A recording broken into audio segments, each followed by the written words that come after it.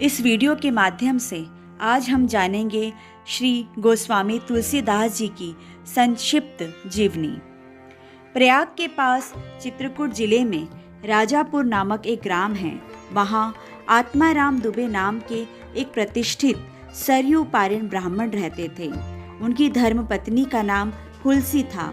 संवत 1554 की श्रावण शुक्ल सप्तमी के दिन अभुक्त मूल नक्षत्र में इन्हीं भाग्यवान दंपति के यहाँ 12 महीने तक गर्भ में रहने के पश्चात गोस्वामी तुलसीदास जी का जन्म हुआ। जन्मते समय बालक तुलसीदास जी रोए नहीं, किंतु उनके मुख से राम का शब्द निकला। उनके मुख में 32 दांत मौजूद थे। उनका डील डोल 5 वर्ष के बालक के जैसा था। इस प्रकार के अद्भुत बालक को देखकर पिता अमंगल की शंका से भयभीत हो गए और उसके संबंध में कई प्रकार की कल्पनाएं करने लगे। माता हुलसी को यह देखकर बड़ी चिंता हुई। उन्होंने बालक के अनिष्ट की आशंका से दशमी की रात को नवजात शिशु को अपनी दासी के साथ उसके ससुराल भेज दिया और दूसरे दिन स्वयं इस असार संसार से चल बसी। दासी ने, जिसका नाम चुनिया था, बड़े प्रेम से बालक का पालन पोषण किया। जब तुलसीदास जी लगभग 5.5 वर्ष के हुए तब चुनिया का देहांत हो गया। अब तो बालक अनाथ हो गया। वह द्वार द्वार भटकने लगा। इस पर जग जननी पार्वती को उस होनहार बालक पर दया आई। वे ब्राह्मणी का वेश धारण कर प्रतिदिन उसके पास जाती और उसे अपने हाथों से भोजन कराती। इधर भगवान शंकर जी की प्रेरणा से रामशेल पर रहने वाले श्री अनंतानंद जी के प्रिय शिष्य श्री नरहरियानंद जी ने इस बालक को ढूंढ निकाला और उसका नाम राम बोला रखा। उसे वे अयोध्या ले गए और वहां संवत 1561 माघ शुक्ल पंचमी शुक्रवार को उसका यज्ञोपवीत संस्कार कराया। बिना सिखाए ही बालक राम बोला ने गायत्री मंत्र का उच्चारण किया, जिसे देखकर सब लोग चकित हो गए। इसके बाद नरहरि स्वामी ने वैष्णवों के 5 संस्कार करके राम बोला को राम मंत्र की दीक्षा दी और अयोध्या में ही रहकर उन्हें विद्या अध्ययन कराने लगे। बालक राम बोला की बुद्धि बड़ी प्रखर थी। एक बार गुरुमुख से जो वो सुन लेते थे उन्हें वह कंठस्थ हो जाता था। वहाँ से कुछ दिन बाद गुरु शिष्य दोनों शुकर क्षेत्र पहुँचे। वहाँ श्री नरहरि जी ने तुलसीदास को रामचरित्र सुनाया। कुछ दिन बाद वे काशी चले आए। काशी में शेष सनातन जी के पास रहकर तुलसीदास ने 15 वर्ष तक वेद वेदांग का अध्ययन किया। इधर उनकी लोक वासना कुछ जागृत हो उठी और अपने विद्या गुरु से आज्ञा लेकर वे अपनी जन्मभूमि को लौट आए। वहां आकर उन्होंने देखा कि उनका परिवार सब नष्ट हो चुका है। उन्होंने विधि पूर्वक अपने पिता आदिका का श्राद्ध किया और वहीं रहकर लोगों को भगवान राम जी की कथा सुनाने लगे। संवत 1583 ज्येष्ठ शुक्ला 13 गुरुवार को भारद्वाज गोत्र की एक सुंदर कन्या के साथ उनका विवाह हुआ और वे सुखपूर्वक अपनी नवविवाहिता के साथ रहने लगी।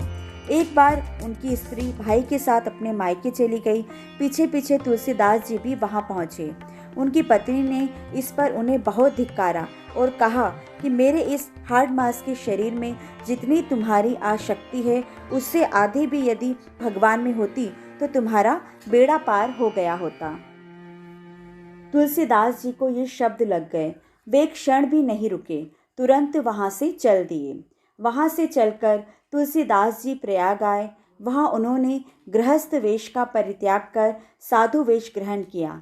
फिर तीर्थाटन करते हुए काशी पहुँचे। मानसरोवर के पास उन्हें काकभूषणी जी के दर्शन हुए। काशी में तुलसीदास जी राम कथा कहने लगे। वहाँ उन्हें एक दिन एक प्रेत मिला जिसने उन्हें हनुमान जी का पता बतलाया। हनुमान जी से मिलकर तुलसीदास जी ने उनसे श्री रघुनाथ जी का दर्शन कराने की प्रार्थना की। हनुमान जी ने कहा, तुम्हें चित्रकूट में श्री रघुनाथ जी के दर्शन होंगे। इस पर तुलसीदास जी चित्रकूट की ओर चल पड़े। चित्रकूट पहुंचकर राम घाट पर उन्होंने अपना आसन जमाया। एक दिन वे प्रदक्षिणा करने निकले थे। मार्ग में उन्हें श्री राम के दर्शन हुए। उन्होंने देखा कि दो बड़े ही सुंदर राजकुमार घोड़ों पर सवार होकर धनुष बाण लिए जा रहे हैं। तुलसीदास जी उन्हें देखकर मुग्ध हो गए, परंतु उन्हें पहचान ना सके। पीछे से हनुमान जी ने आकर उन्हें सारा भेद बताया तो वे बड़ा पश्चाताप करने लगे। हनुमान जी ने उन्हें सांत्वना दी और कहा, प्रातःकाल फिर दर्शन होंगे।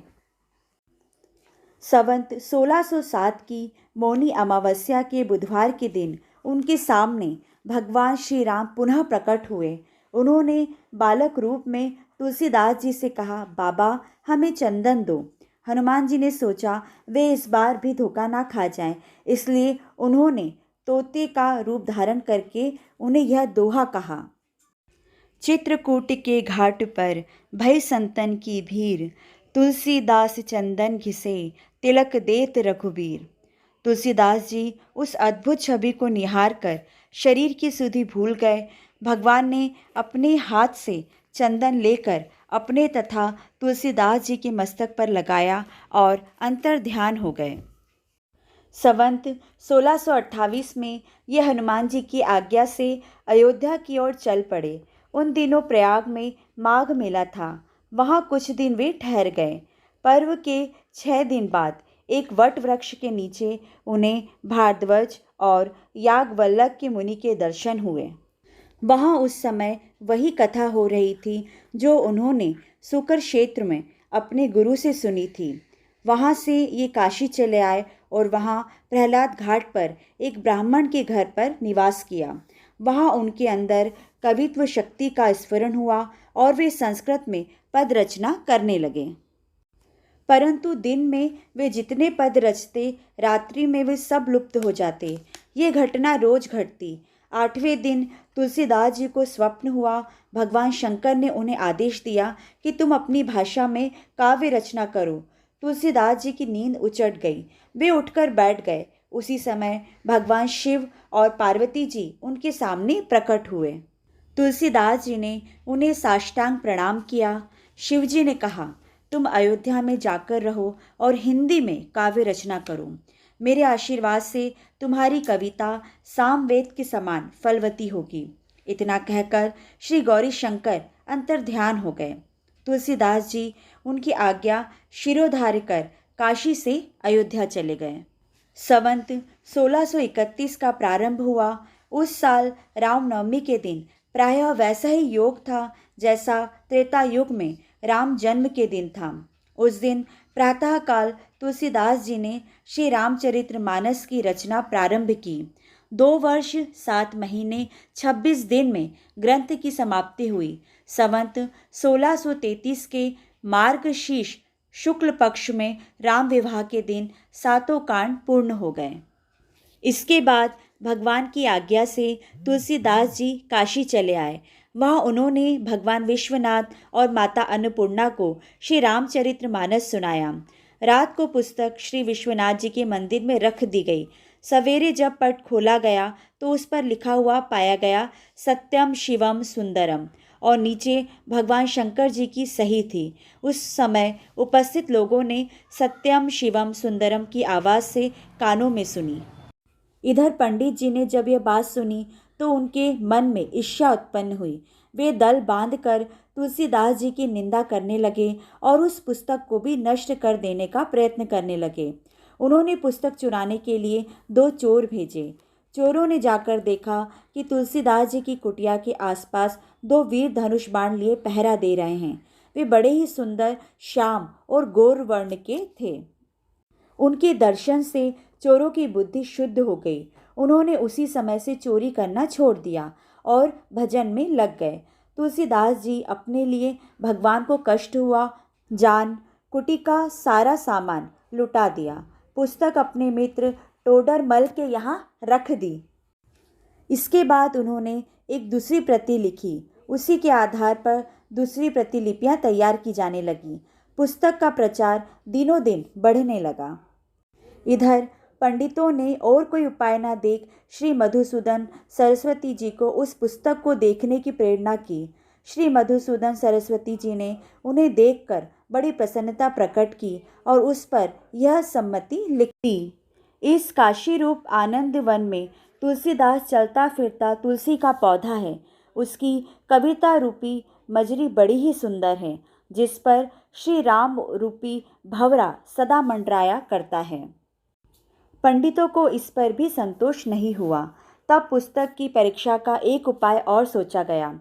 भगवान विश्वनाथ के सामने सबसे ऊपर वेद, उनके नीचे शास्त्र, शास्त्रों के नीचे पुराण और सबसे नीचे श्री रामचरितमानस रख दिया गया। मंदिर बंद कर दिया गया। प्रातःकाल जब मंदिर खोला गया तो लोगों ने देखा कि श्री रामचरितमानस वेदों के ऊपर रखा हुआ है। अब तो पंडित लोग बड़े लज्जित हुए। उन्होंने तुलसीदास जी से क्षमा मांगी और भक्ति से उनका चरणोदक लिया। तुलसीदास जी अब अपने अस्सी घाट पर रहने लगे। रात को एक दिन कलयुग मूर्त रूप धारण कर उनके पास आया और उन्हें त्रास देने लगा। गोस्वामी जी ने हनुमान जी का ध्यान किया। हनुमान जी ने उन्हें विनय के पत्र रचने को कहा। इस पर गोस्वामी जी ने विनय पत्रिका लिखी और भगवान के चरणों में उसे समर्पित कर दिया। श्री राम ने उस पर अपने हस्ताक्षर कर दिए और तुलसीदास जी को निर्भय कर दिया। संवत 1680 श्रावण कृष्ण तृतीया शनिवार को अस्सी घाट पर गोस्वामी जी ने राम राम कहते हुए अपने शरीर का परित्याग किया।